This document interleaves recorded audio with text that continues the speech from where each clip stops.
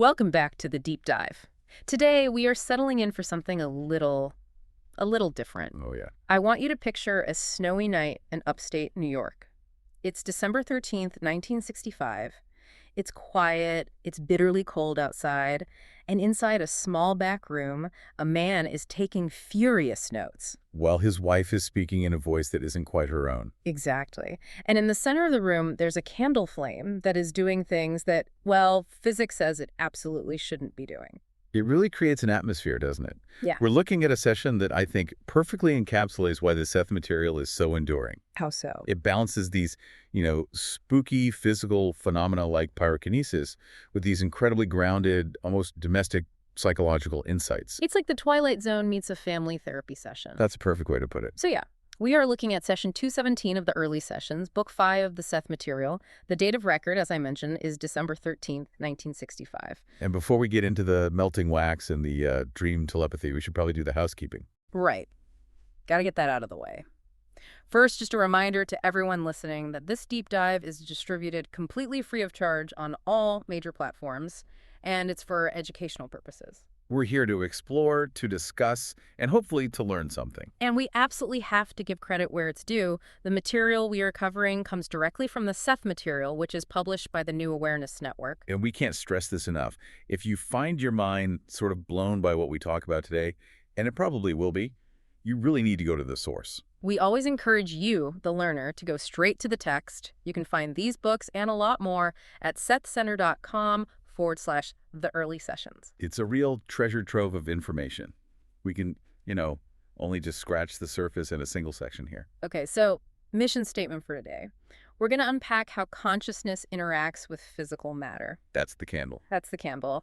We're also going to look at how social reality is, well, constructed in our sleep, which is a wild concept. It really is. And we have some very specific historical mysteries involving, of all things, Incas in Florida. Which is a fantastic place to start, actually, because it bridges that gap between the woo-woo aspect of channeling and hard verifiable news. All right, let's jump right into that. So segment 1, ancient history and modern validation. In the notes for this session, Ruburt butts. Jane Roberts' husband, the scribe. Right.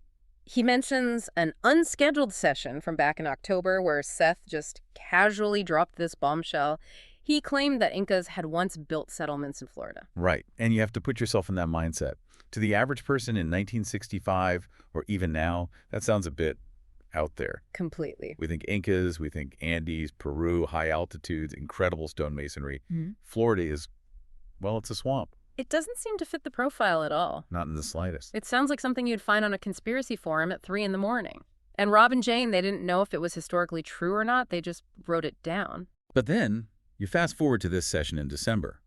And Rob includes a note about a New York Times article, an article that came out on December 5th, 1965. And this is where it gets good. This is that validation you were talking about. This is exactly it. The article detailed a team of anthropologists led by a Dr. John M. Lanier III from Colgate University, no less. And they were launching this massive 4-year study in South Florida. And what were they looking for? They were looking at a wandering tribe of Indians. And the kicker? The kicker is that their initial findings suggested these Indians had roots in Central or South America. Whoa. Now, the article didn't explicitly say Inca, but that geographical connection is precisely what Seth had talked about weeks before anyone else was. The timing is what makes it so compelling. It's fascinating because it blurs that line, Usually with channeled material, you expect these vague philosophical platitudes. Love your neighbor, be at peace, that sort of thing. Exactly. But here, Seth is giving specific, almost archaeological data that lines up with emerging news. And it really speaks to the witness aspect of these sessions, too. Rob makes a point of noting that the Gallaghers were there as witnesses for that initial Inca statement. He was so rigorous about this stuff. He was. He wasn't just blindly transcribing. He was actively looking for proof. He was checking the weather, checking the news, trying to find holes in the story. He was a skeptic at heart, wasn't he? Which I think adds so much credibility to all of this. It really does. He wanted it to be real, but he needed it to be proven. He wasn't just drinking the Kool-Aid. He was analyzing the ingredients. Ah, exactly. And that skepticism makes these moments of validation feel earned. They feel solid. Speaking of things that feel a little less solid, let's move to something that feels a bit more domestic, but in a, Twilight Zone kind of way. The family drama. The family drama. So this is segment 2, the telepathic web of dreams. So here's the setup. Rob has a younger brother, Bill, Hmm? and apparently their parents, Rob and Bill's parents, decided they wanted a new television set. A classic 1965 desire. The glorious tube. Right. Buy us a TV, and they asked Bill to do it. Now, usually family dynamics are tricky. You feel obligated. Guilt trips are basically the currency of family life. Tell me about it. But Bill, completely out of character, he put his foot down. He refused. He just said, no, it's impossible. And this shocked everyone, right? It seemed like it was just teenage rebellion, or maybe he was just being stingy. Yeah, that's what you'd think. But Seth offers a completely different explanation for why this refusal happened, and it has nothing to do with money. And this is where it gets really interesting. This is it. Seth says this wasn't just a snap decision. He says, and I'm quoting here, "Your own dreams greatly affect the actions that you take within the physical situation. And as you know, telepathy operates within dreams." Okay, let's just pause and unpack that for a second. Please. Seth is suggesting that before the physical conversation ever happened, before the parents asked for the TV, and before Bill said no, Rob and his brother Bill had already discussed it. Telepathically. In their sleep. That is wild. It implies there's this whole other layer of existence happening while we're unconscious, like a spectral conference call where we sort out our family issues. Hey, regarding the TV request on ticket number 404. We are going to reject that. Exactly. Seth claims that in the dream state, Rob communicated to Bill that the parents were being a little unreasonable, or that the demand needed to be checked. And Bill picked up on that instruction, or maybe that support, and it gave him the strength to say no in the waking world. Seth actually says this firmness on his part saved the situation. Because once he said no, the parents just understood the boundary. The conflict was resolved. But the boundary was actually set in the dream world first. It really forces you to ask, how much of our daily social interaction is just scripted? Yeah. You know, if we have an argument or if we suddenly agree on something out of the blue, did we work it out the night before? Seth says that if we could examine 2 allied dream journals, yours and your brother's, for example, the connection would be crystal clear. But since most of us don't remember our dreams in that detail, we miss the causal link completely. We think we're making decisions in the moment.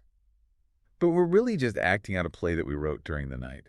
It makes you want to start a dream journal immediately, just to see if you can catch your friends whispering in your ear while you sleep.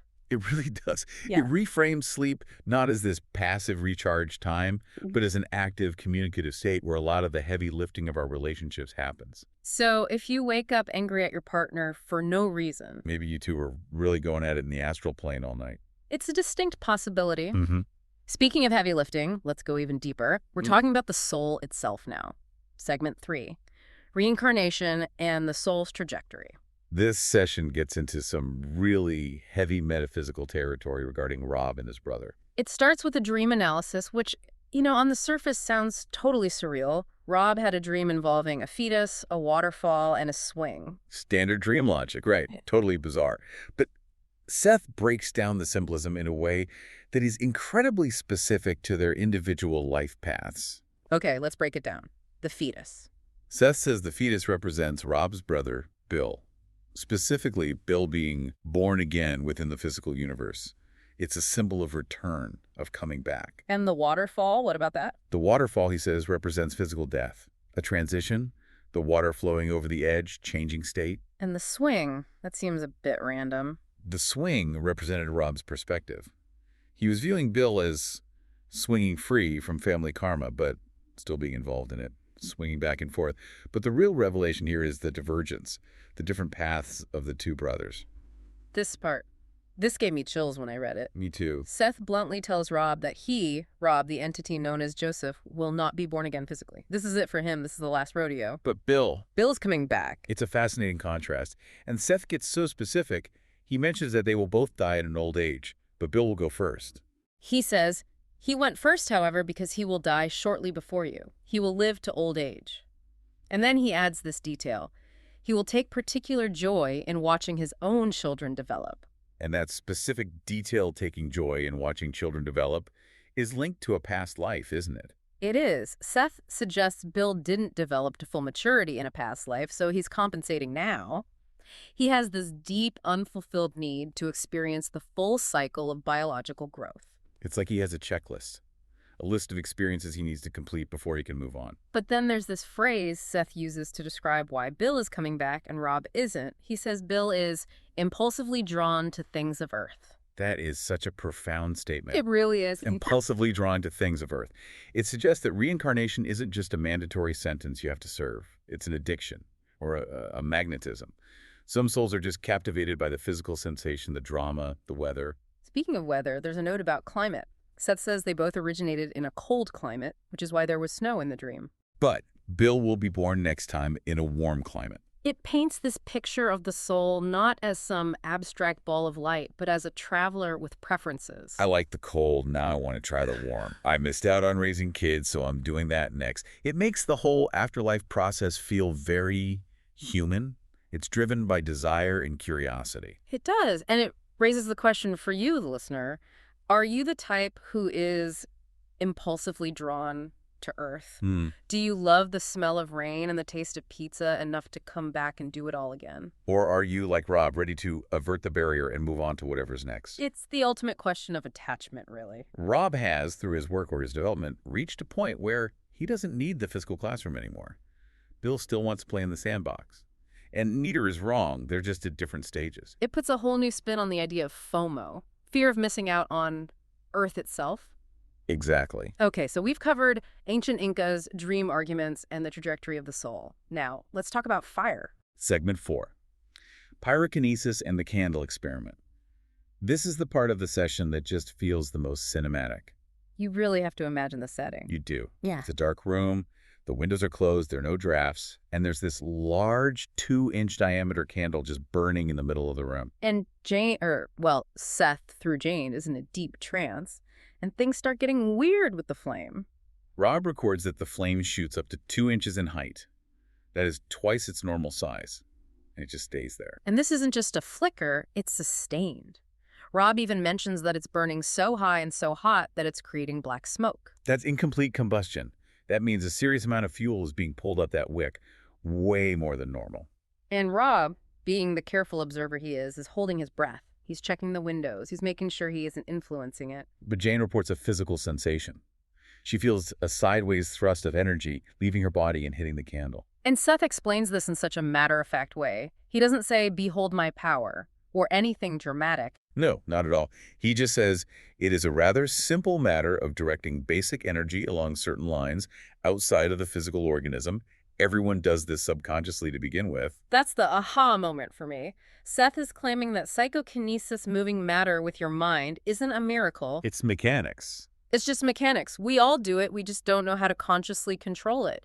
He's teaching Jane how to focus that basic energy. It's like learning to flex a muscle you didn't even know you had. Yeah, there is a moment in the transcript that is just spooky. Seth says out loud, "Now it should be getting quite a bit higher."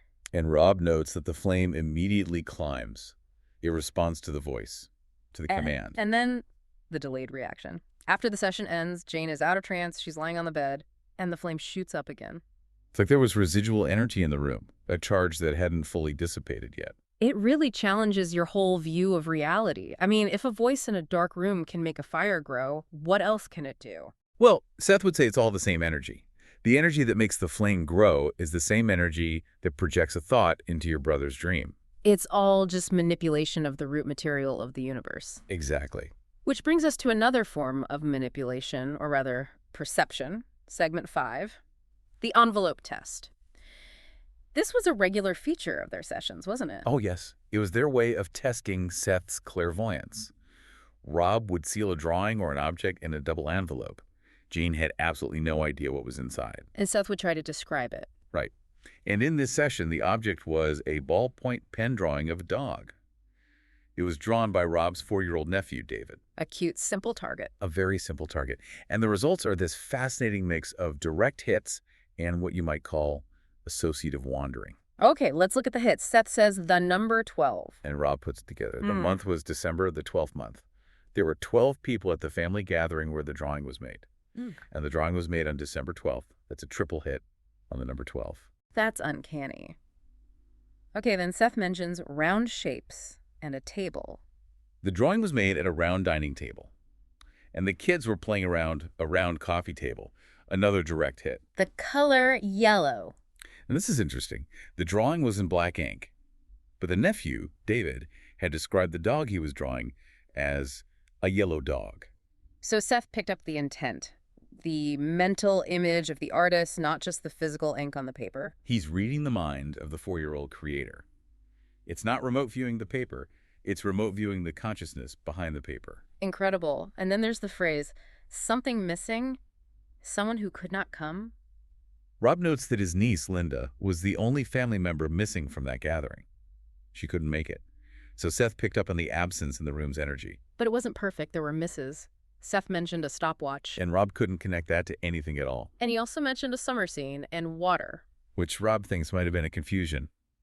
Jane's mind sort of drifting to a past visit with that same brother at a lake during the summer. And this is what you always point out. Remote viewing isn't like watching a 4K television. It's filtering data through a human brain. Exactly. Seth even explains that Jane is learning to work with him. Her own personal associations overlap with the target. It's a collaborative process. So her brain might supply an image from memory. Right. If she associates that brother with a lake, that image might pop up even if it has nothing to do with the envelope. It shows that channeling is a messy biological process, Yeah. not some pristine, perfect signal from the beyond. It makes it feel more real, honestly. If it were 100% perfect every time, I'd be suspicious. The static makes it believable. Agreed. It shows the struggle of translating non-physical concepts into physical words. Okay, now let's move to our last segment, segment 6, predictions and practical advice.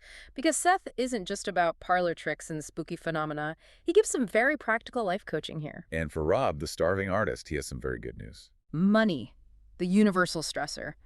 Seth predicts that Ruburt, that's his name for Jane, will receive $3,500 in the following year. And that the amount will double in the next 2 years. And he says, quote, your immediate financial worries will definitely be over within a 2-year period. Can you imagine hearing that when you're just scraping by? It must have been a massive, massive relief. But notice how Seth frames it.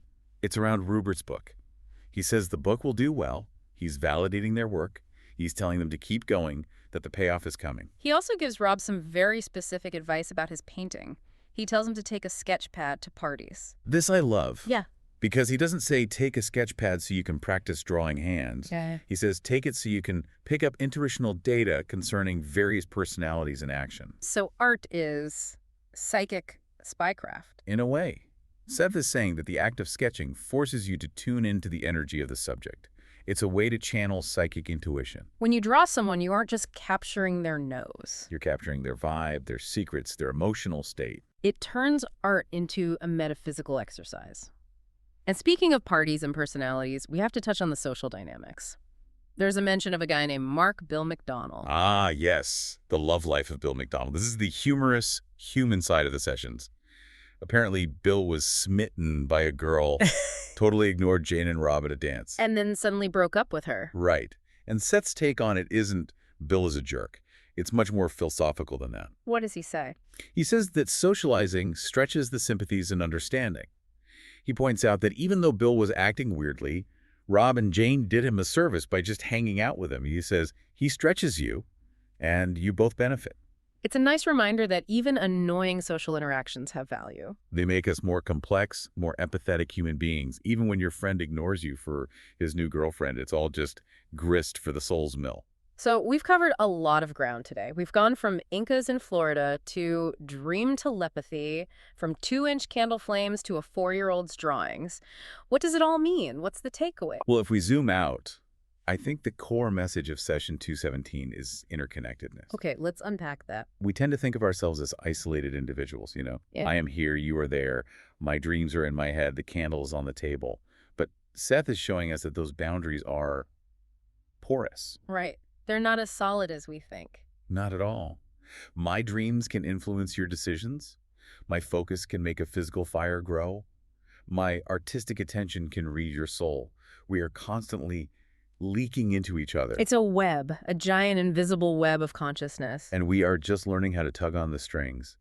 And that really seems to be the mission Seth is on, to teach us that we aren't victims of physical reality. We're the creators of it. Exactly, whether it's setting a boundary with your parents or writing a book that brings in abundance. It's empowering. Spooky, but empowering. Absolutely. So if you're listening to this and you want to know more, and you definitely should, where do they go?